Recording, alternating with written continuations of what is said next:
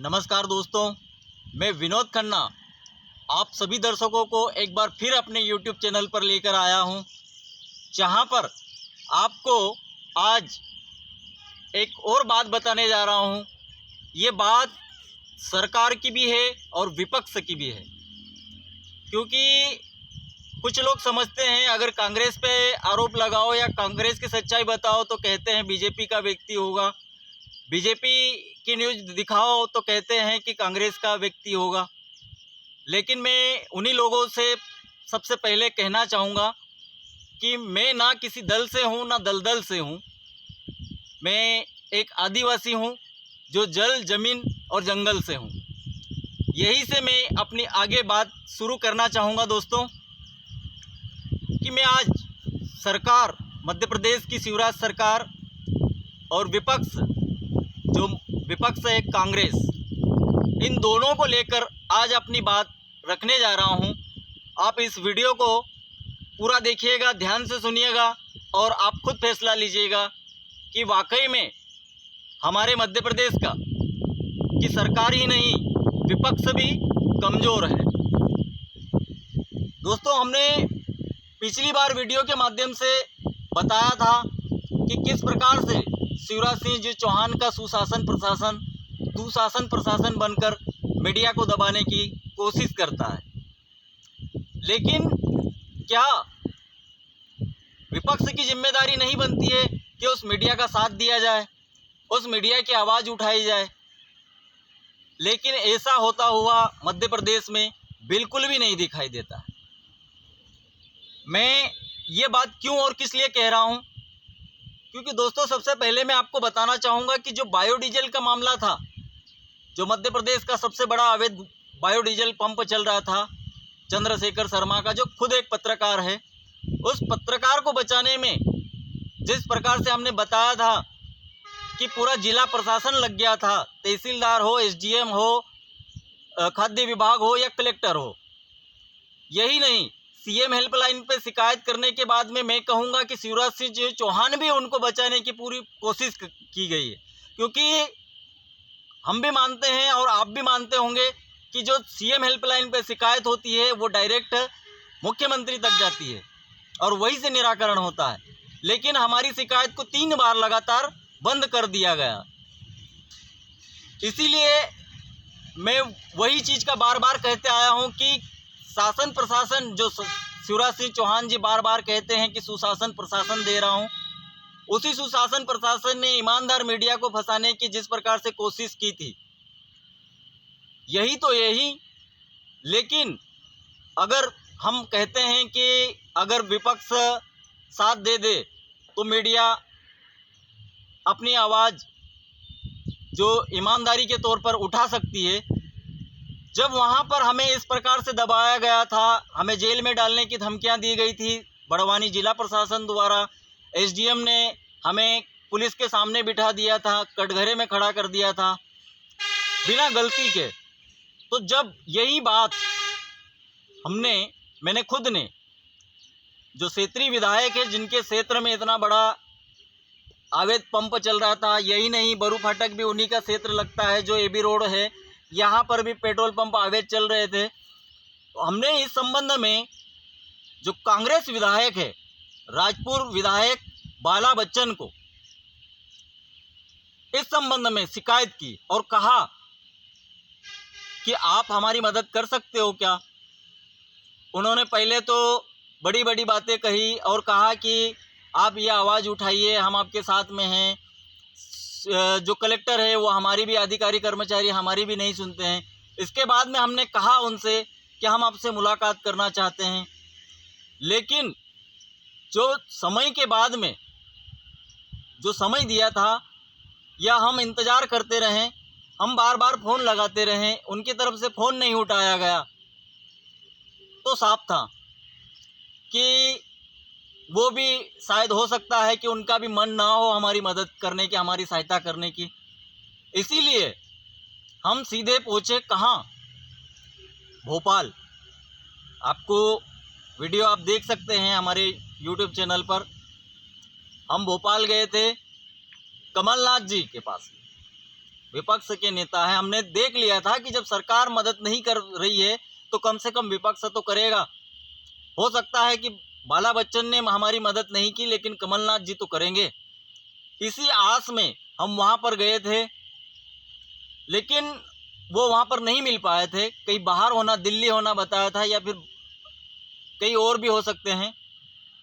लेकिन हम वहाँ पर अपना आवेदन एक छोड़ के आए थे ताकि उन तक पहुँचे और हमारी बात हो सके कि उनको अच्छी लगे और हम ऐसा लगे कि वाकई में मीडिया ईमानदार है तो हमारी मदद करे। लेकिन आज तक कोई जवाब नहीं आया। ये इल्ज़ाम के तौर पर मैं किसी पे आरोप नहीं लगा रहा हूँ, सत्यता बता रहा हूँ। इसके बाद भी दोस्तों ये चीज़ तो हो गई, चलो माना कि उस चीज़ में, लेकिन एक ग्रुप है इन्होंने बनाया, मुझे ऐड भी किया था उस ग्रुप में, केएन ऑफिशियल ग्रुप। इस ग्रुप में मुझे केएन ऑफिस 4 इस ग्रुप में मुझे जोड़ा था, मैं जुड़ा था। तो यहाँ पर भी मैंने मैसेज के माध्यम से विपक्ष तक अपनी एक बार फिर से बात पहुँचानी चाहिए। मैं थोड़ी सी वो पढ़ के आपको सुनाना चाहूँगा।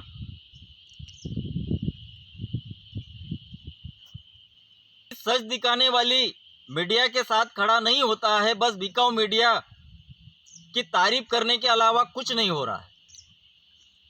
तभी तो रवीश कुमार जैसे महान पत्रकार को भी मैदान छोड़ना पड़ा, जो ईमानदार पत्रकारों के आदर्श हैं।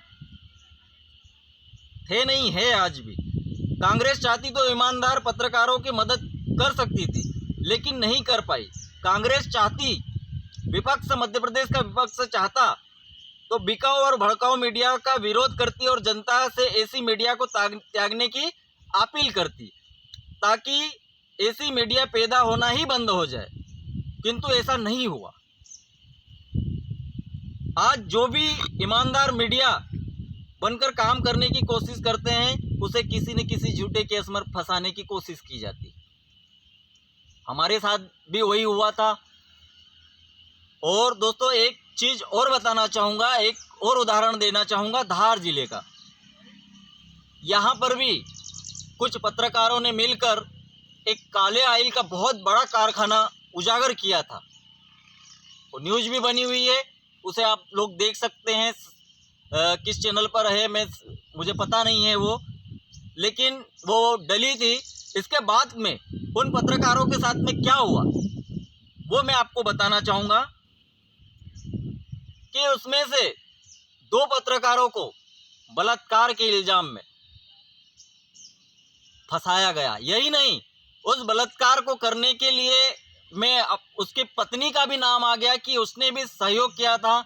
तो वो जो ईमानदार का काम करने वाले थे और जिन्होंने इतना बड़ा उजागर किया था काले ऑयल का कारखाना, जिससे बायोडीजल जो भयानक रूप से धुआं छोड़ता है वो बनता है, उसका उजागर किया था। लेकिन उन बेचारों का क्या हुआ वो पता नहीं मुझे आज भी, लेकिन वो हो सकता है कि वो आज भी जेल में हो।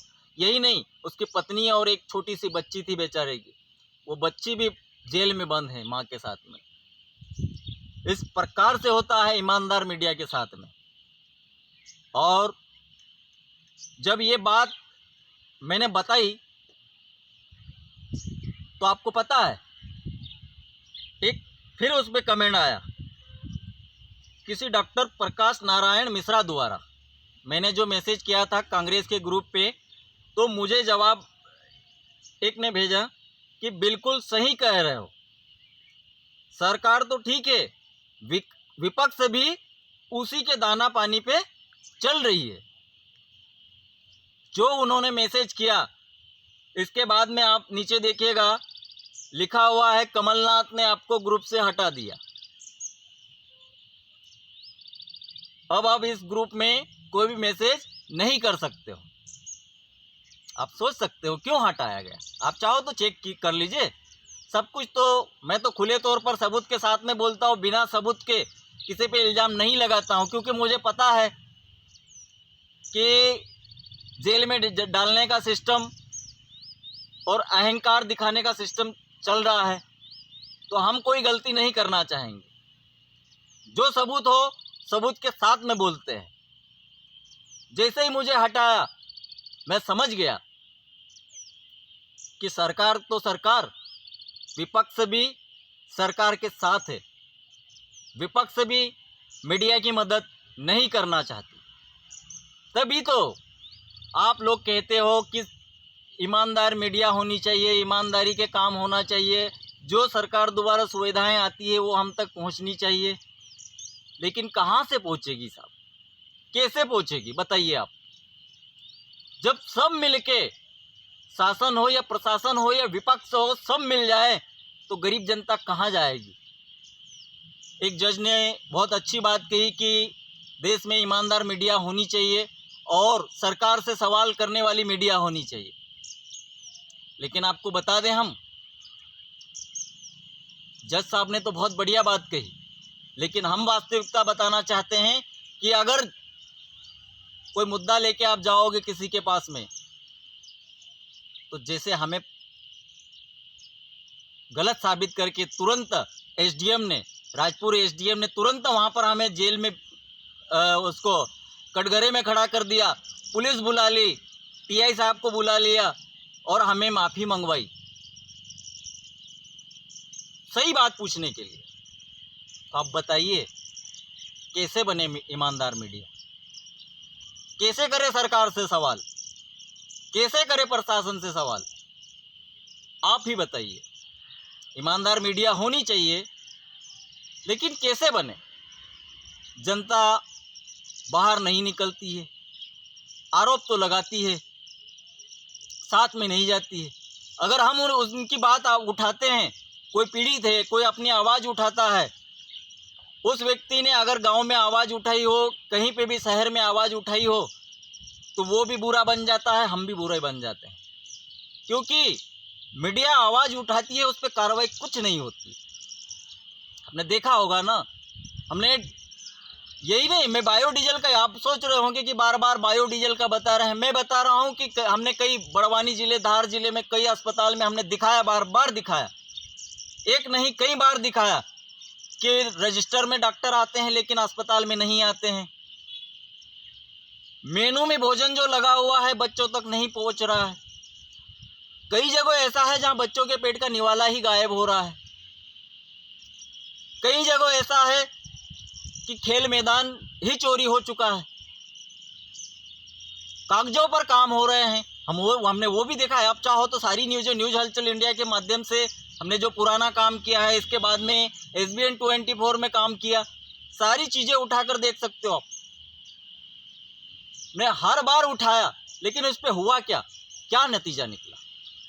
कुछ होता है? कुछ नहीं होता है। उल्टे मीडिया को दबाने की कोशिश की जाती है, मीडिया पर आरोप लगाए जाते हैं। मैं आपको एक चीज़ और बताना चाहूँगा। ये जो मेरे हाथ में है,